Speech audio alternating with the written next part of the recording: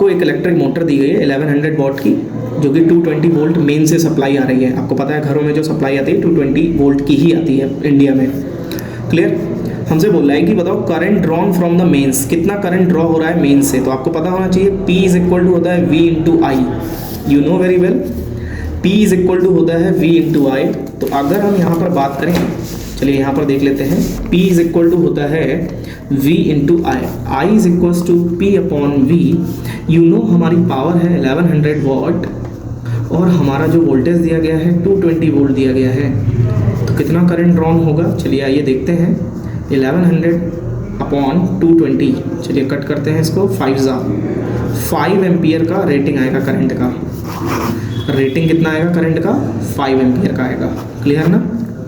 चलिए अगला सवाल बोल रहा है, क्या बोल रहा है, energy, electrical energy consume if the motor is use for 5 hour daily for 6 days. अगर इलेक्ट्रिक मोटर 5 घंटे इस्तेमाल हो रही है हर दिन 6 दिन तक, तो देखो अगर 1 घंटे में, मेरी बात नॉर्मली समझिएगा, 1 घंटे में अगर आप 1100 वॉट इस्तेमाल कर ले रहे हैं तो 5 आवर में कितना कर रहे होंगे,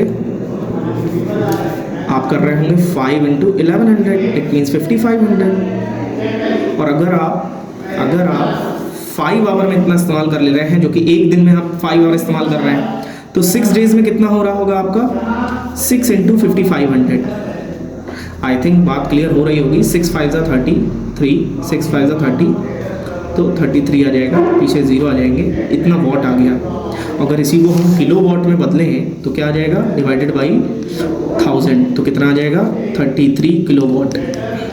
क्लियर, 33 किलो वॉट, ये चीज़ हमसे बोली है। अब हमसे बोला है कितनी एनर्जी कंज्यूम कर रहा है, कितनी एनर्जी कंज्यूम कर रहा है, ये बात हमको बतानी है। 33 किलोवाट है ना, आवर, किलोवाट आवर, आवर भी तो है साथ में, तो 33 किलोवाट आवर। तो ये हमारी एनर्जी निकल करके आ गई। एक्चुअल में आपको पता होना चाहिए, ये तो हमने आपको बेसिक तरीके से बता दिया, एनर्जी इज इक्वल टू होता है power into time. Clear, energy is equal to होता है पावर इंटू टाइम, और पावर कितना दिया गया था 1100 जो भी था आपका, और टाइम टोटल कितना दिया गया था 5 आवर 6 डेज, तो 5 इंटू 6।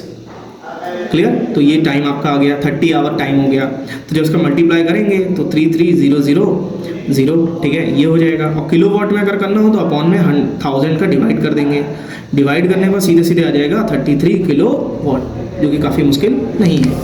अब हमसे बोला है total cost of energy consume if the rate of 1 unit is 5 रुपी।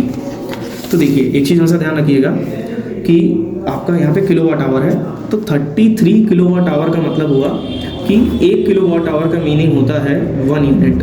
कितना होता है, 1 यूनिट होता है।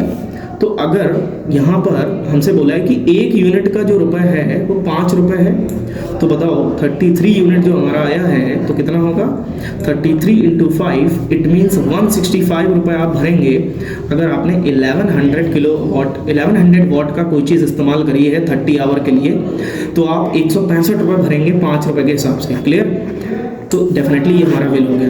क्लियर।